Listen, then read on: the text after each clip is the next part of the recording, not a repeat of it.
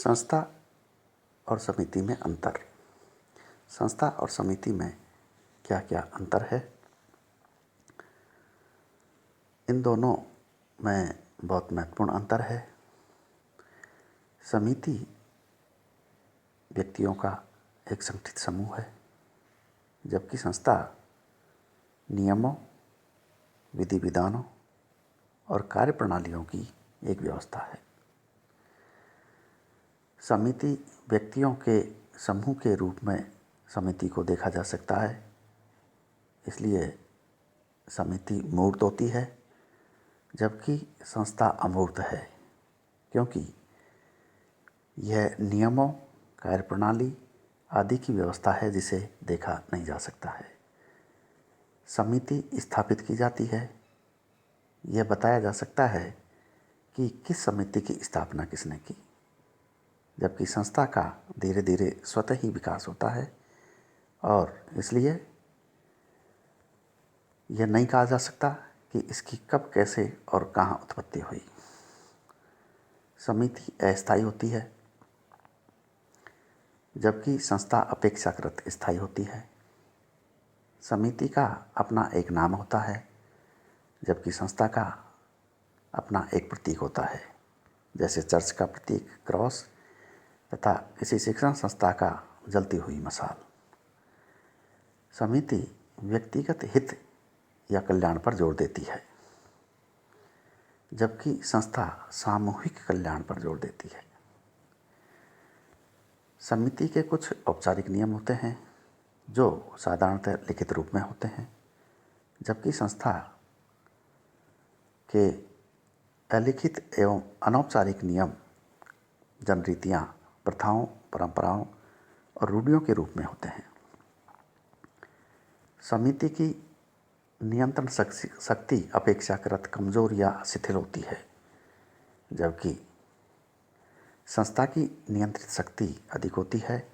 संस्था द्वारा मान्य रीति नीति के विरुद्ध आचरण करना अनुचित और असामाजिक समझा जाता है।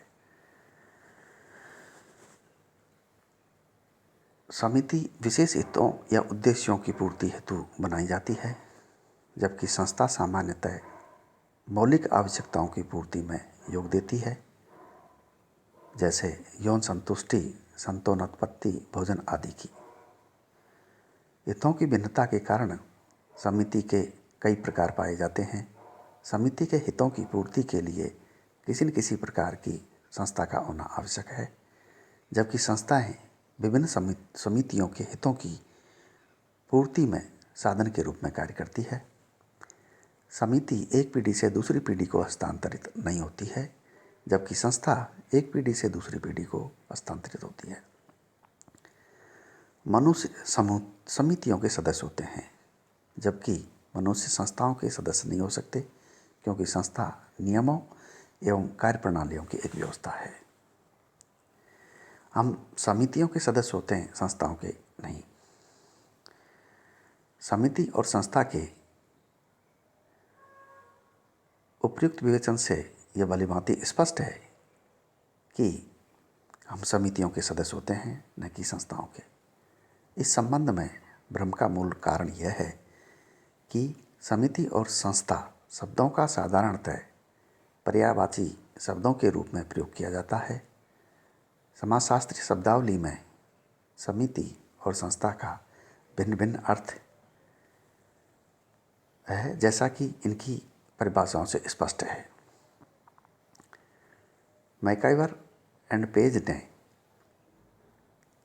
हम समितियों के सदस्य होते हैं, न कि संस्थाओं के। लेखक पूरी तरह सहमत है। समिति से मनुष्यों के एक संगठित समूह का बोध होता है, जबकि संस्था से एक कार्यप्रणाली का। परिवार, महाविद्यालय, धार्मिक संगठन, राजनीतिक दल आदि व्यक्तियों के समूह के रूप में समितियां हैं और नियमों, विधि विधानों और कार्यप्रणालियों के ढांचे के रूप में संस्थाएं। जब समितियां बनाई जाती है तो उनके कार्य संचालन के लिए कुछ नियम, विधि विधान और कार्यप्रणालियां भी विकसित हो जाती है, जो संस्थाओं के नाम से जानी जाती है।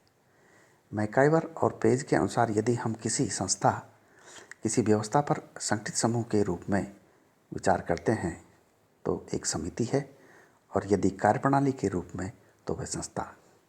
समिति से सदस्यता का पता चलता है, संस्था से कार्यप्रणाली या सेवा के तरीके या साधन का। तो ये इस प्रकार से समिति और संस्था में अंतर है। ठीक है।